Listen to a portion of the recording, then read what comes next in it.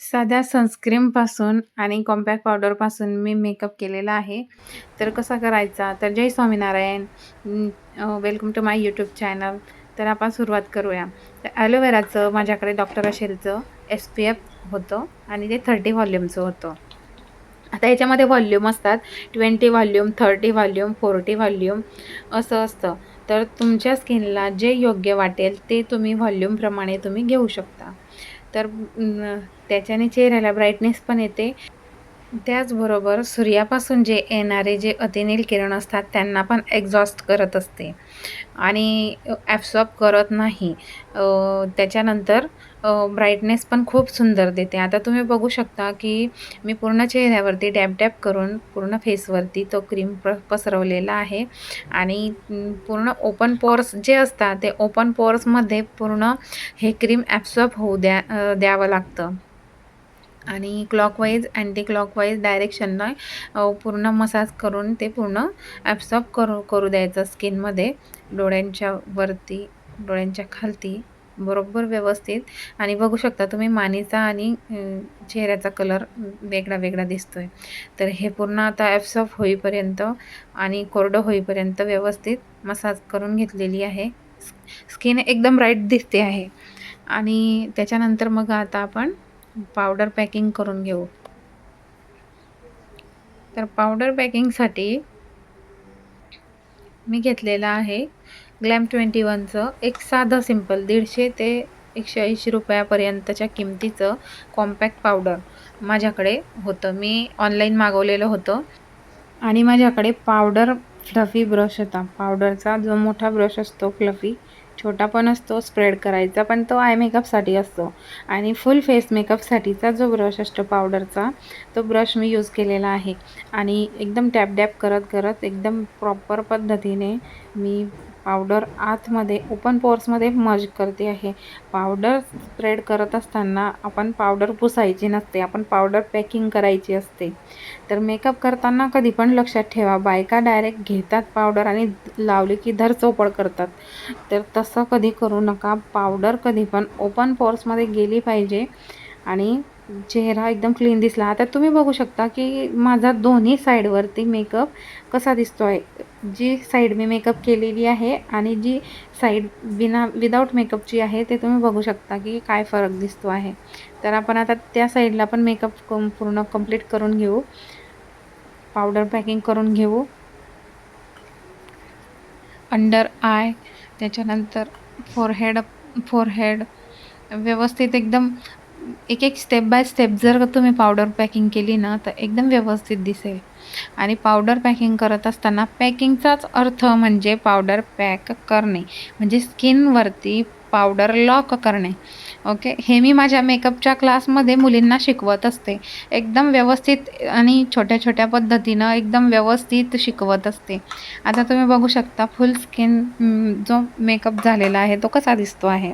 आणि त्याच्यानंतर मी घेतलेला आहे शिल्सचं पॅलेट आहे माझ्याकडे. हायलायटर, ब्लशर आणि कंटोर पॅलेट हे तिघंही माझ्याकडे आहे. त्याच्याने आय मेकअपसुद्धा होऊ शकतो, ब्लश ऑनसुद्धा होऊ शकतं, कंटोरसुद्धा होऊ शकतं आणि हायलाईटसुद्धा होऊ शकतं. तर फक्त 260 रुपयाचं हे मी मागवलेलं आहे ऑनलाईन. ते पण मिशोवरून मागवलेलं आहे. तुम्हाला जर पाहिजे असलं तर मी लिंक शेअर करेल, त्या लिंकवरती क्लिक करून तुम्ही हे मागवू शकता. खूप मस्त आहे आणि पिगमेंट एकदम छान आहे. बघा तुम्ही, मी कंटोर केलेली आहे. त्याच्यानंतर तोच ब्रश मी फक्त चेहऱ्यावरती फिरवून दिलेला आहे आणि बघा तुम्ही किती सुंदर दिसत आहे. आणि गालाच्या खाली जी SS बॉडी असते मानेच्या भागावरती, SS फॅट जे आलेलं असतं ते पण हाईड करायसाठी कंटोर एकदम व्यवस्थित आहे. वरच्या केसांच्या खाली आणि कपाळाच्या वरती जो भाग असतो तो पण आपण कंटोर करून आपण कट करत असतो आणि थोडं ते टक्कल दिसतं त्याच्यासाठी ते आपण रिमूव्ह करत असतं. आणि ब्लश ऑन नाही, कंटोर करत असताना जो भाग आपला उंच आहे त्याच्या खाली आणि चिक्स लाईन जी आहे त्याच्यावरती कंटोर आपण करत असतो. तर तुम्ही बघू शकता कंटोर करायला मी पूर्ण पुढे आणत आहे आणि लावत असताना वरच्या साईडला लावायचं असतं आणि हनुवटीचा भाग चिक्सवरती लावायचा, हनवटीवरती लावायचा, नोजवरती लावायचं आणि तुम्ही बघू शकता किती सुंदर आणि एकदम व्यवस्थित दिसत आहे. मेकअपमध्ये फक्त महत्त्वाचं असतं की मर्ज करावं. कमी प्रोडक्ट घ्या आणि मर्ज करा, हाच नियम ठेवायचा. कधी पण प्रोडक्ट खूप कमी घ्यायचं आणि मर्ज खूप जास्ती करायचं. आता हायलायटर घेतलेला आहे मी गोल्डन आणि सिल्वर कलरचं, दोन्ही कलर मी मिक्स केलेले आहे. कॉपर गोल्ड पण आहे त्याच्यामध्ये, 2-3 कलर आहे. तुम्हाला जसं तुमच्या स्किनवरती, तुमच्या साडीमध्ये, तुमच्या ड्रेसमध्ये ज्या कलरचं तुमच्या सिक्वेन्स आहे, वर्क आहे, सिक्वेन्सवालं वर्क, त्याच्यानुसार तुम्ही तुमचा मेकअप करू शकता. आणि जर नसलंच तुमच्या साडीमध्ये वर्क तर तुम्ही सिम्पल आपल्या स्किन टोनला मॅच होणारं हायलायटर ॲप्लिकेशन करू शकता.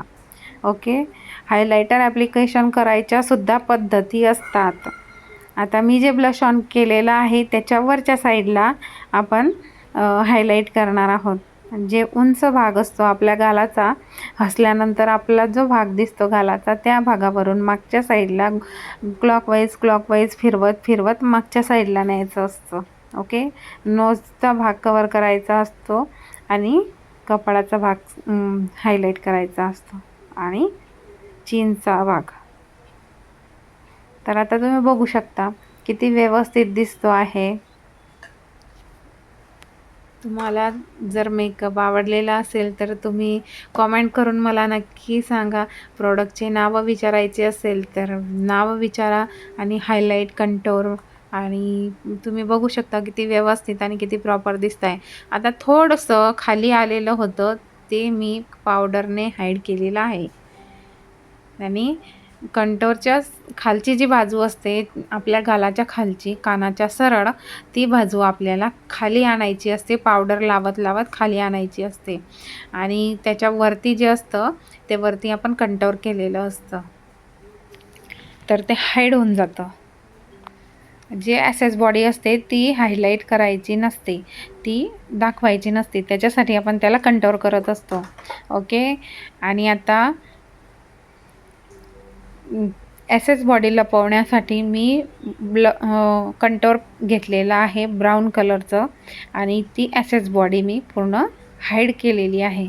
आता या भागाची बॉडी बघा दिसत नाही आहे आणि या भागाची पण दिसत नाही आहे. ॲसेस बॉडी हाईड करायसाठी आपण कंटोर करत असतो, फक्त एवढं लक्षात ठेवायचं.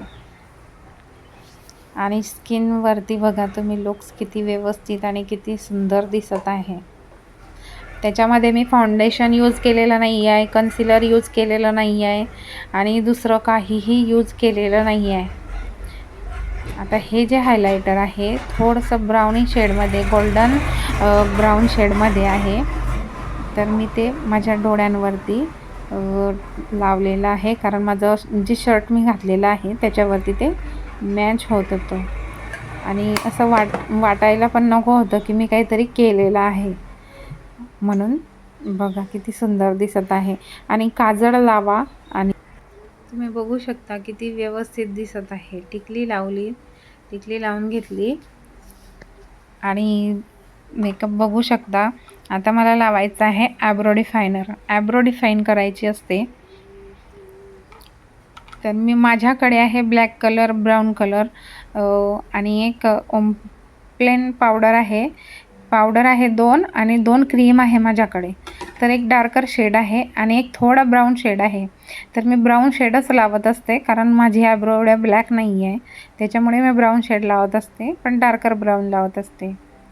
आणि लावत असताना कधी पण लक्षात ठेवा समोरून लावायची, पण हलक्या हाताने घ्यायची, कारण ॲब्रो डिफाईन करत असताना अर्ध्या ॲब्रोमधून ॲब्रो फिनिशिंग करायची असते.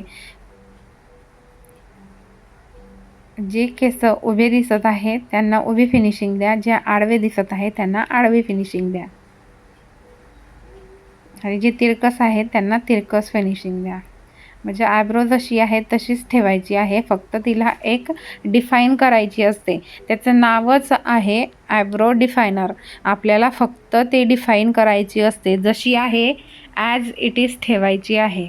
ओके, म्हणून आपण त्याला आयब्रो डिफाईन म्हणू शकतो आणि आयब्रो डिफायनरच म्हणतो, बिकॉज की ते फक्त आपण डिफाईन करत असतो. जशी आहे तशीच ठेवायची, फक्त तिला हायलाईट करायचं, एकदम ब्राऊन कलर घेऊन डिफाईन करायचं, एकदम प्रॉपर दिसतं.